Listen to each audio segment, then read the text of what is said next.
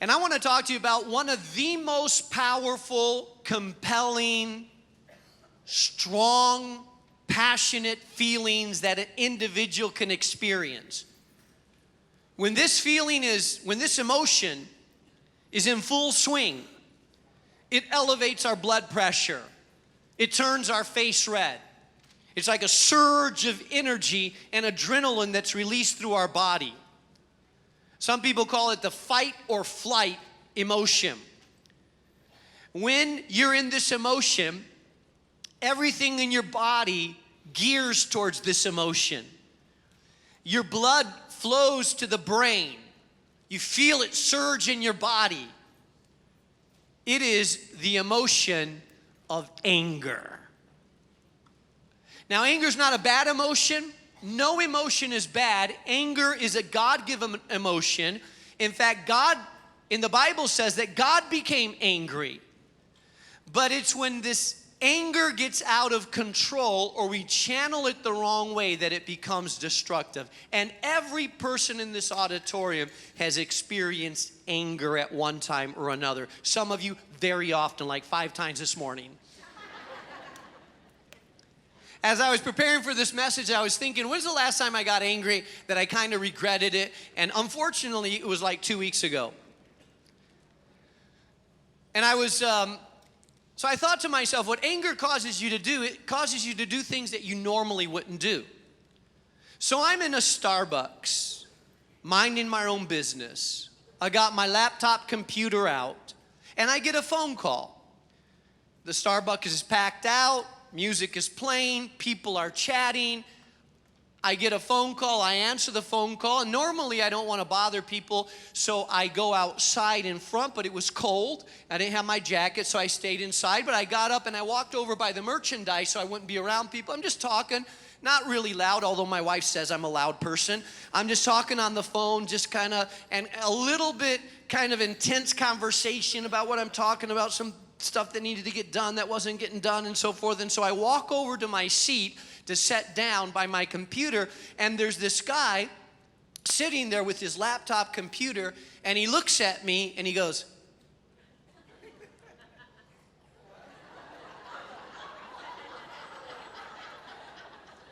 for those of you that couldn't see what I'm doing via podcast, I'm making some motions like, shut up, dude.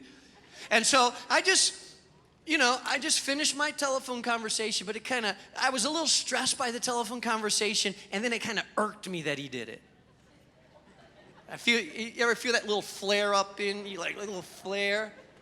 So I hung up and I walked over to the other side of the Starbucks. I said, hey, excuse me, sir. He was sitting down. I said, did my telephone conversation bother you? He says, as a matter of fact, it did bother me. This is a public place. People come here to study, to work. You can't be having a conversation. Then I'm feeling it flare up a little bit more. Feeling it flare up, I said. Well, I said, I thought this was a public place. This is a cafe. If you want quiet, there's libraries all around you. I can give you the address for the library so that you can go to the library, okay? It's nice and quiet there. And he's starting to flare up. I'm starting to flare up. I walk over to my seat, and he's all mad, and I'm a little bit, like flustered. Then he comes over to me and says, well, you wouldn't talk in a restaurant. I said, sir, this is not a restaurant. It's a cafe. See, this person, they're talking. I don't tell them to be quiet. That person's talking. They're all talking. So go to the library. And so he walked out all stormed, and then I thought to myself, dude, what are you doing? Next Sunday, he's going to show up as a visitor in church and say, I know that guy. And like, whoa, what did I do? Why didn't I just let it go? Why didn't I say sorry? But anger does that to you. How about it? It kind of flares up, and nothing like Chicago traffic to bring out the worst in you as well. My wife tells me that I'm on the expressway and someone honks at me. Something about a honk that just irritates me. Like, why are you honking at me? What's the problem? And she says, let it go. What's the problem? Why are you honking? Did I do something? What? Go around me. And it's like, Dee's like, let it go. You're in the flesh. And I realize I am in the flesh. Pipe it down. So anger's sort of like that. And here's the thing about anger. The thing about anger is that anger is not a sin. It's an emotion. But what anger is like the light on your dashboard. of the car. If it's blinking too much, it's telling you that there's a problem under the hood. I know your teenage daughter says, I don't know why that light's blinking. I just put my makeup bag in front of it so it doesn't bother me.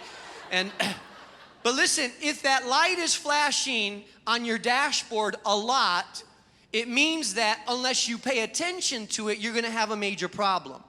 What it's telling you is that there's a problem under the hood that you need to look at, and if you don't deal with the problem under the hood, you're going to have a major breakdown. So the fact that you get angry occasionally is one thing. The fact that you blow up a lot in anger, regularly, frustrated, outburst of anger, is an indication that there's some problems under the hood that need to be dealt with. And so I want to delve into that today. And as I got into this message, I realized, wow, I could do 5 messages on this and not even begin to scratch the surface. So I'm going to try to do it the greatest justice I can with the shortest time that we have in a passage that I think is a powerful passage found in Ephesians chapter 4.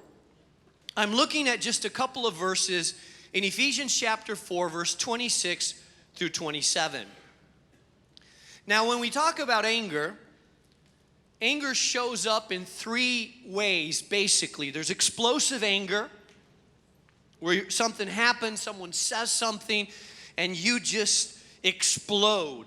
And everybody around it knows it because it comes out of your mouth, because you kick things, throw things, say things, and you're in a fit of anger, hitting everything. It's this energy inside of you that's got to go out. That's explosive anger. But anger can also be a stewing anger. Kind of that under the surface anger that's just stewing, and people around you know it. If they say anything, boom, it pops out. It's just kind of, people view you as just an angry person. Someone mentioned, hey, what, are you having a bad day? No, you having a bad day? It's just kind of that under the surface. And then there's the irritation, the kind of constantly frustrated. And I believe that anger manifests itself in several ways. And it tells us in Ephesians chapter 4, verse 27, be angry and do not sin. Do not let the sun go down on the cause of your anger. Do not give the devil an opportunity. The Message says it this way. The translation of the Message says, go ahead and be angry. You do well to be angry, but don't use your anger as fuel for revenge. And don't stay angry. Don't go to bed angry. Don't give the devil that kind of foothold in your life. Now, I want you to understand that every emotion that we have is given by God. We are created as emotional beings. So the emotion of anger is not a sin. God gets angry. You read through the Old Testament, it seems like God got pretty angry often, although he's patient and loving and kind. There are times when God becomes angry and God doesn't sin. There are times when Jesus became angry. You read in Mark chapter 3 that Jesus goes into the temple and they've turned the temple into a swap-a-rama and are cheating people. And Jesus goes in and he turns over tables and he takes out a whip and he drives animals out of the temple. I mean, he's mad at what people have done to the house of God. And we know that Jesus was sinless, so that wasn't sin. That was righteous indignation and righteous anger. There are times that we should be angry. There's injustice that happens in our city. A 15-year-old gets shot in a little village. That should make us angry. Prejudice, the victimizing of children, physical and sexual abuse, injustice that happens. It should cause us to have a surge of energy inside of us that says, that needs to be changed. That needs to be different. That shouldn't be tolerated. And I believe that God has given us the emotion of anger to motivate us with energy to do things that we normally wouldn't do in a positive way. So that's the good side of anger. However, The dark side of anger is that so many of our lives have been sabotaged by an emotion that's not used in a godly way, but actually is used in a very destructive way in our lives. And so the Apostle Paul, speaking to the Ephesian believers, is talking to them really about this whole idea of taking off the old and putting on the new. That's who you used to be, angry, violent, cussing, out of control people, but that's not who you are anymore. That's how you used to live, but that's not how you are called to live anymore. And the entire passage of Ephesians chapter 4 is talking about what it means to be led by the Spirit, taking off the old, putting on the new, being transformed, your new creations. That's part of your old life, not part of your new life. And in the context of this, he talks to them about anger. So verse 26 says, therefore, each of you must put off falsehood and speak truthfully to your neighbor, for we are all members of one body. In your anger, do not sin. I read this before to you. Be angry and do not sin. Psalm chapter 4 verse 4 says, in your anger, do not sin. In essence, what he's telling us, the Apostle Paul, is you can be angry. The fact that you are angry does not mean you've sinned or done anything wrong. It's what happens with your anger that can lead to sin. So, I'm going to give you 3 don'ts to diffuse your anger. 3 don'ts. Number 1, don't let it turn. Don't let it turn. Anger can quickly turn into damaging, destructive behavior if not channeled. Okay, so you're angry. Don't let it turn destructive. Remember that old sitcom, I can't remember if it's Marvel, but the Hulk? It's turning, he's fighting it, and when it turns, watch out. The green beast. He goes from mild-mannered Dr. Banner, Dr. Banner, to this wild animal that tears everything apart in his way. And so, don't let it turn. Stop it before it turns into something destructive. Anger's an emotion. We can feel it, but there's sometimes seconds, only seconds between we feel the surge in the energy and between our mouth starts to spew out abusive, downgrading, critical, cuss-filled language. Sometimes there's only seconds before we feel the energy till it bursts out of us. But there is a choice that we can make to not let it turn into anger. I feel the energy, what am I going to do about it? I feel the rage, what am I going to do about it? So don't let it turn into something destructive. I heard of a little boy that was watching a pastor build a fence. And he just stood there for a long time just watching the pastor build that fence. And so the pastor said, hey, are you interested in how I build this fence? It's pretty good. He said, I got this little system. He said, no. He said, well, why are you watching me so intently? He said, I want to see what a pastor does when he hits his finger with a hammer, what he says. He knows, hey, you hit your finger, that surge comes up, you're a little bit mad. What's going to happen now? What do you say? There's only a second response between what we say.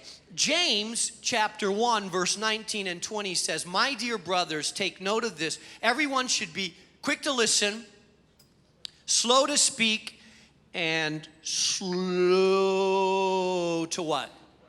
To anger. So many of us operate off of the opposite.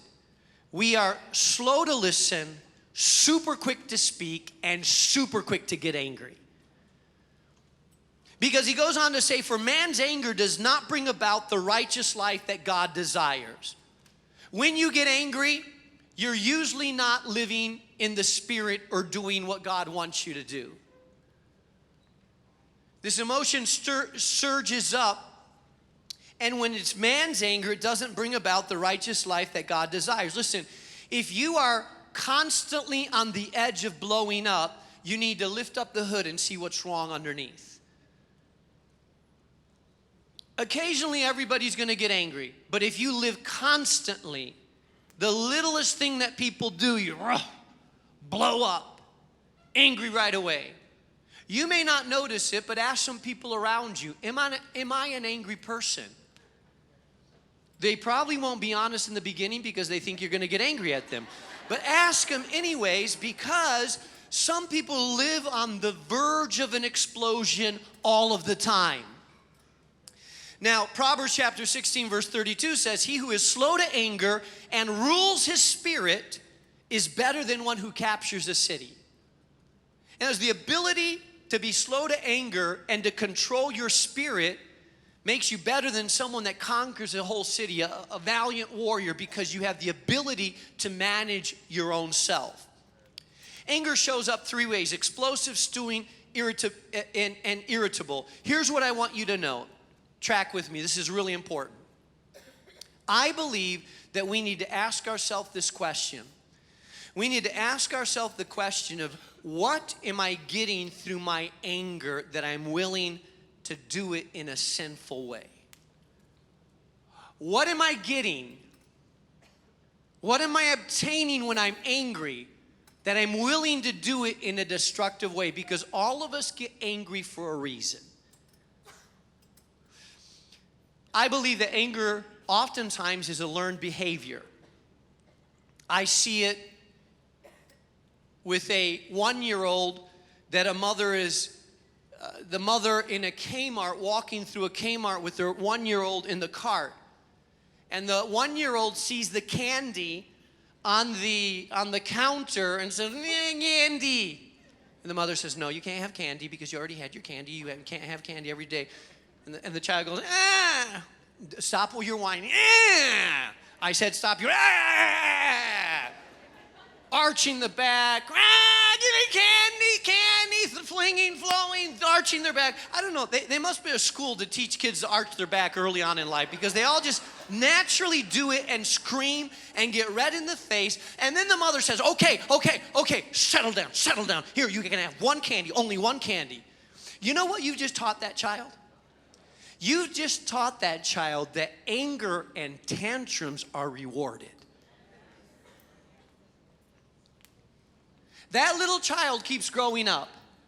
Now we have 40-year-old men in their household. They can't find the TV changer, or no one's wanting them to watch the program that they want. And they say, who got the TV changer? How come I can never get this done in the house? How come? Why aren't we doing this? And everybody says, okay, all right, you can watch that program. This house, no one gives me any respect. No one listens to me. You know what we have there? We have a 1-year-old behavior in a 40-year-old man. You learned it when you were a kid, and you've been doing the same thing. Oh, now you can articulate it better. Now it looks better, macho. We call you macho. But really, it's a 1-year-old behavior in the body of a 40-year-old man, because it's the same thing that you're getting. You're getting your way by throwing a temper tantrum. Let me tell you this, men. You say, well, no one will listen to me unless I get mad in my household. Listen. Anger is a shortcut way to get your way, but ultimately it does a lot of damage along the way. So you may get your way with the movie that you're going to watch, but every time you blow up out of control, you lose something in the process. You lose the respect of your family. There's a sense of you're not a safe person. And so you may gain your way, but you lose a lot more in the process. Damage relationships. And listen to me, men. And I'm not just picking on the men here. I'm picking on you for a little bit. I'm picking on the wives and the women in just a second too. Listen, whether you're a man or a woman, if you get your way by throwing a temper tantrum, let me tell you, you're damaging your relationship. But there's something else that's happening. You are teaching your children how to manage their household when they're older. So listen to me, man. when your daughter-in-law comes to you someday in the future saying, you know what, what's wrong with your son? He blows up in a temper tantrum. He says the most awful things when he's angry. He calls me a bitch and other words when he's angry. I don't know where he got that from. You're going to see some fingers pointing back at you because you taught him that to get your way, you blow up. Oh man, did it get quiet in this place. So the Apostle Paul says, be angry but do not sin. And I believe, I don't have time to get into really a long dialogue about what to do when that emotion stirs up. But some of us, listen, some of us need just to win. If you're in a place where your anger is hard to control and you know that you're going to explode with your language, with your mouth, that you're going to be abusive, that you're going to say things that you're going to be regretting or apologizing for the rest of the week, then some of you need to learn how to just walk away and say, you know what, right now I just need to, I need to walk away. Some of you wives don't let that happen. Oh, you're going to walk away, you coward? Come on back here and fight like a man. And then you complain about his blowing up. Let him go. Let him walk out. Come back when he's got his head together and talk a little bit more calmly. So there's diffusing. There's a moment. I don't believe that anger should control you. And listen to me well. And I don't believe, stop saying that the people around you are the reason that you get angry. No one can make you sin. People may elicit the emotion of anger, but they can't make you cuss and be abusive. You choose to do that on your own. So listen, I've had women come to me and their abusive husband that pushes them, beats them, slaps them, puts them down, is physically abusive will tell them, you know, it's your fault that I do this to you. If you would just respect me, if you just listen the first time around, I love you, honey, but you make me do this to you. Listen, that is a lie from the pit of hell. It's a lie from the pit of hell. No one makes you sin but you. And you'll never overcome anger unless you first of all take responsibility. I am responsible for my actions. No one makes me behave the way I do. I am responsible for my actions.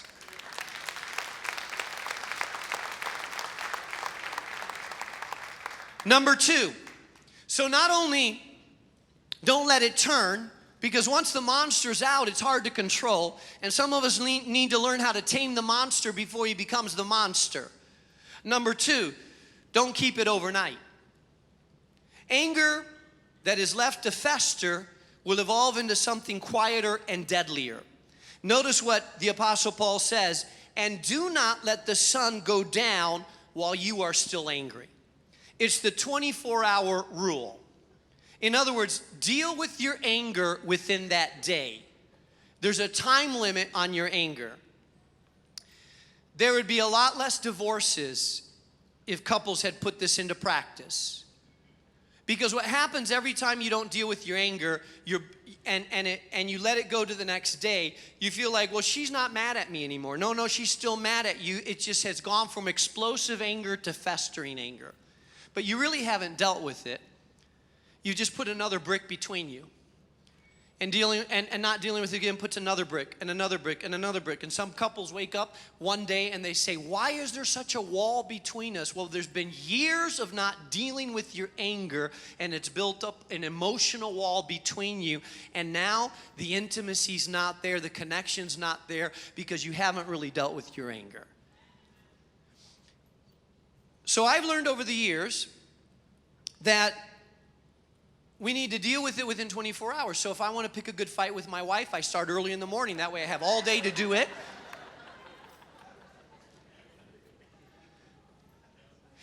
What we need to understand about anger is that anger is a secondary emotion.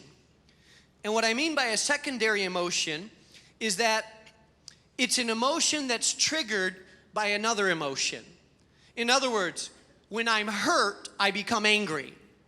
When I'm disrespected, I become angry. When I feel out of control, I become angry. When I don't feel appreciated or listened to, I become angry.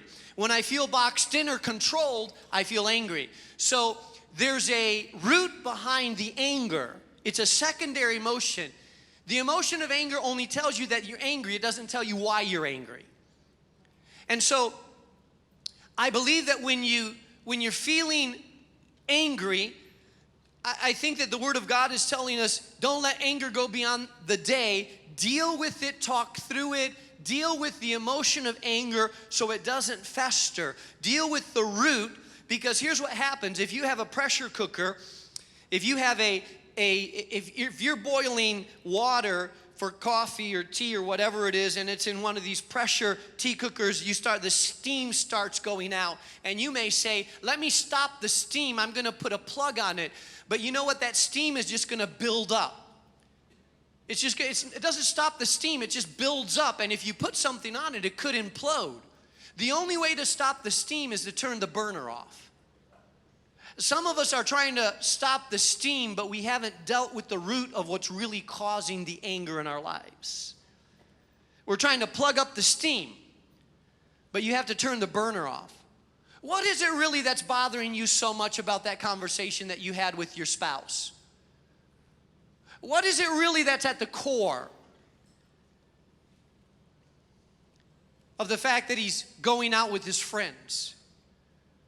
Well, really at the core is that there's a lack of trust. And there's a lack of trust because of what happened 3 years ago or 4 years ago that you heard or relied. And so then there's a hurt there. And so let's talk about what's causing the anger to flare up. Let's talk about what's at the root of what's happening in our life. It's like a splinter. Sometimes you have a splinter. If you have a splinter in your body, the skin around the splinter gets red if it gets infected, because your body is saying, this splinter doesn't belong in my life. It doesn't belong there. You could put neosporin on it. You could put something that causes the pain to be deadened, but it's not going to deal with the issue until you get the splinter out of your life. Are you tracking with me? The root of anger is the same way. What is at the root that's causing the anger to flare up on a regular basis in our life? Are we dealing with the root issues? And when we don't deal with the root issues, then those issues tend to fester and they give way to something a little bit more deadly. And sometimes that little bit more deadly is bitterness, unforgiveness, resentment. It gives way to that. Now, I believe that what happens to so many people, especially in a marriage relationship, you have a blow up with your spouse. You get all mad. There's a big fight. Words are said. You're red in the face. It escalates. Someone stomps out of the room. You're both angry, but you don't deal with it. You go to bed at night and you sleep as far away on that bed as you can. 1 inch more and you fall off the bed. Your husband's toe accidentally touches your toe and you're like, don't touch me.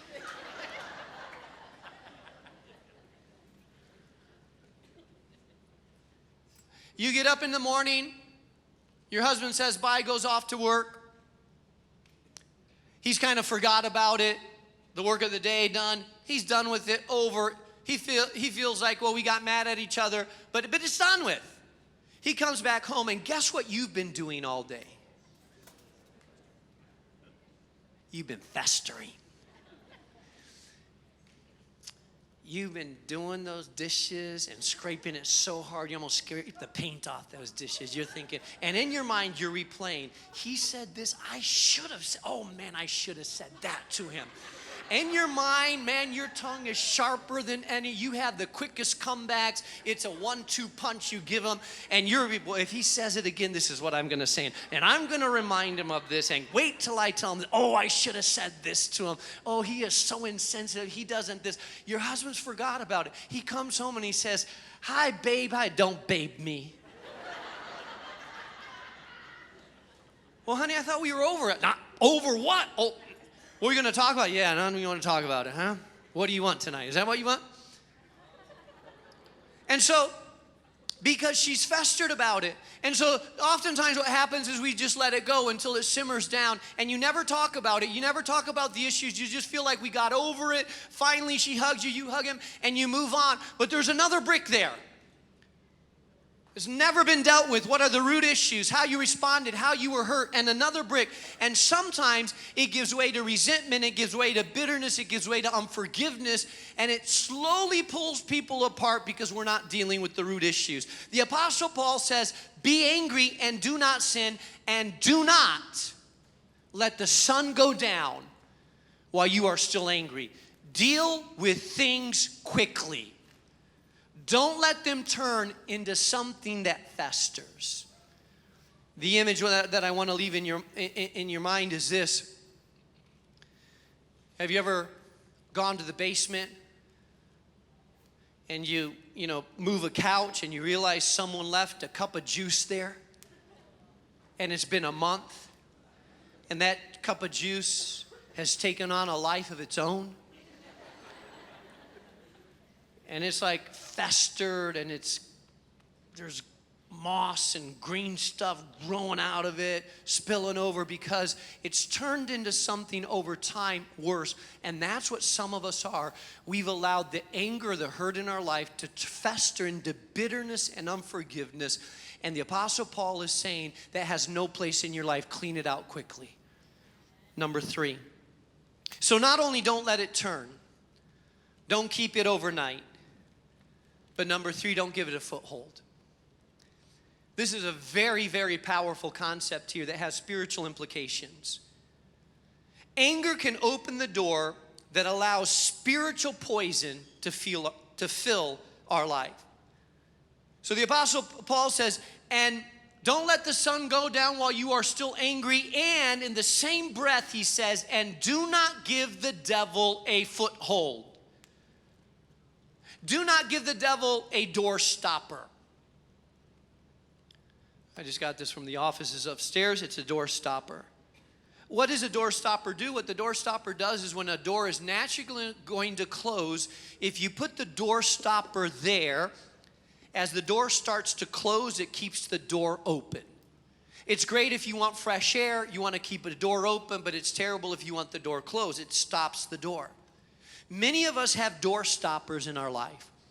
Your anger has turned into a door stopper. And that door stopper is keeping you from the protection that God has in your life. And all kinds of things are starting to get in through that door because of the door stopper of anger. Let me tell you what the enemy does. The Bible says don't give the devil a foothold. What the enemy does, if he gets a foot in the door, he's not happy with just a foot in the door. He turns the foothold into a stronghold. He puts his foot in the door. Once he has his foot in the door, then he says, okay, I got my foot in the door. Now I want to make it a stronghold. And before you know it, that stronghold becomes a controlling force in your life. You get angry. And when you get angry, you blow up and you say things, you feel bad about what you say, you apologize, you alienate people in your relationships, you're saying, oh, I can't believe I said that, and then you get angry again about it, people are mad at you, so you get mad at them, and you haven't dealt with your anger, so then you start to get bitter and resentful about it, and now you have all kinds of conflicts in your household, and everybody seems to be mad at everybody, and everybody's fighting over everybody else, and you start thinking, I am discouraged because this is not working in my life, and I'm supposed to be a Christian, and I'm not acting like a Christian, and this is so hard. And you see a bottle of Jack Daniels in the cupboard, so you pull it out, you drink a little, it makes you feel better, then you feel worse that you feel bad about it, so you drink more, or you pop the pills that make you feel a little bit more tranquil, and now you're addicted to something, and then a year into it, you wake up and say, how did my life spiral out of control? It all started with the door stopper of anger that let all kinds of things into it. Let me tell you something about anger. Listen, and anger opens the door to lust. I've observed it in my life, observed it over and over, that anger and lust are cousins. You show me a man that's super angry, and I'll show you a man that struggles with lust in their life. Some of you wives are, really? Some of you husbands are, Pastor, why do you tell her? Anger opens the door to lust. Anger opens the door to rebellion. Anger opens the door to spiritual apathy. Anger opens the door to violence. Anger opens the door to abuse. Anger opens the door to depression. Anger opens the door to dysfunction. Anger opens the door to addiction. Anger opens a lot of doors in your life, and it says, do not give the devil a foothold, because if he has a foothold, he will crank the door open and try to get as much in there as possible. That foothold becomes a stronghold, and that stronghold becomes a fortress, and suddenly what belonged to God, and when you are walking in freedom, now you find yourself bound and enchained again because you gave the enemy a foothold into your life, into your marriage, into your family, into your children, into your finances, into your health, and into your spiritual life.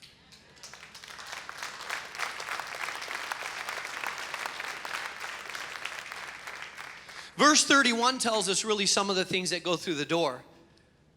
It says, get rid of all bitterness, rage, anger, brawling, slander, along with every form of malice. Listen, shut the door. Shut the door. Pastor, it's just my temperament. No, don't blame it on your temperament. Now, Pastor, I'm half Puerto Rican, half Irish. I just have a temperament. Don't blame it on that.